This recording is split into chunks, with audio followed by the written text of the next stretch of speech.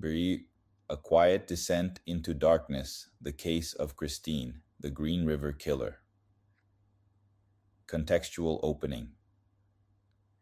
In the dense fog of the Pacific Northwest, the city of Seattle was a paradox. Known for its lush greenery and vibrant culture, it was also a place where shadows lurked beneath the surface. By the late 1970s, the atmosphere was thick with anxiety and fear as the number of missing women grew. Many of these young women were part of the city's marginalized communities, often struggling with addiction or survival, making their disappearances overlooked amidst the daily hustle of urban life. The police and local media, initially fixated on other sensational stories, were slow to react to the emergence of a disturbing pattern, a shadow that cast a pall over the city, heralding unthinkable violence against women. Gradual revelation. The plight of these women was a tragic echo of societal indifference. Reports began to filter into the police station, women vanishing, last seen in the company of men who frequented the city's fringes. Among them was Christine, a troubled yet hopeful young woman who often traversed the dimly lit streets, searching for companionship or a fleeting moment of reprieve from her struggles. Friends described her as vivacious yet vulnerable, often trying to keep her head above water in a world that seemed set against her. In January 1983, she became one of the many faces in the mounting list of missing persons, lost into the ether of a dark time in Seattle.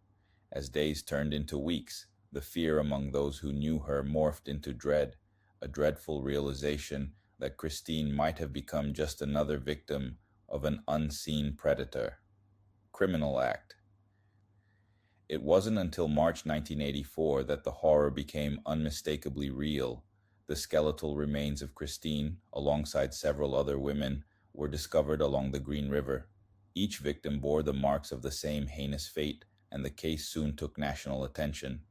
This wasn't just another string of missing persons, it was the beginning of a nightmare unfolding, underpinned by the systematic targeting of vulnerable women.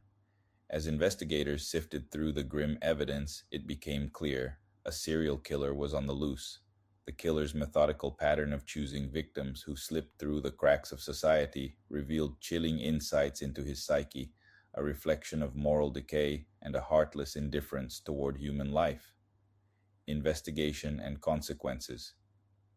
The task of unraveling this horror fell to a determined team at the King County Sheriff's Office. They initiated a task force that combined local, state, and federal resources, driven by the urgency of time. Each missing person report was reevaluated, and the detective work turned into a marathon. Interrogations yielded little progress until a significant tip about Gary Ridgway emerged. A former truck painter turned suspect, Ridgway eventually became the prime focus of the investigation. Captured in November 2001, his confession was as chilling as it was bewildering.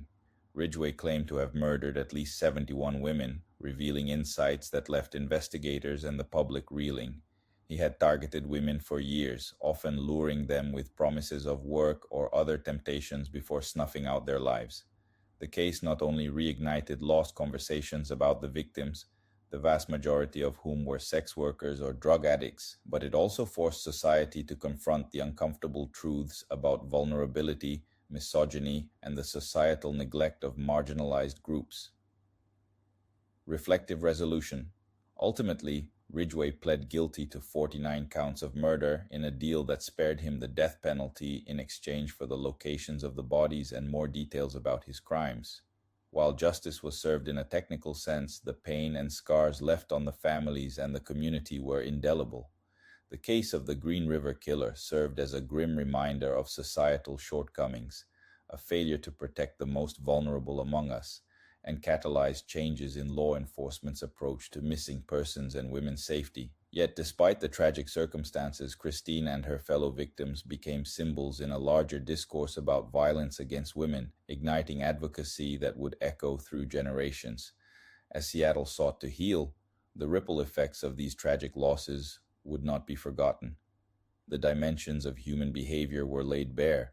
The darkness could reside not only within individuals, but also within the systems that failed to recognize the inherent worth of every life, exemplifying the urgent need for compassion, vigilance, and awareness in society.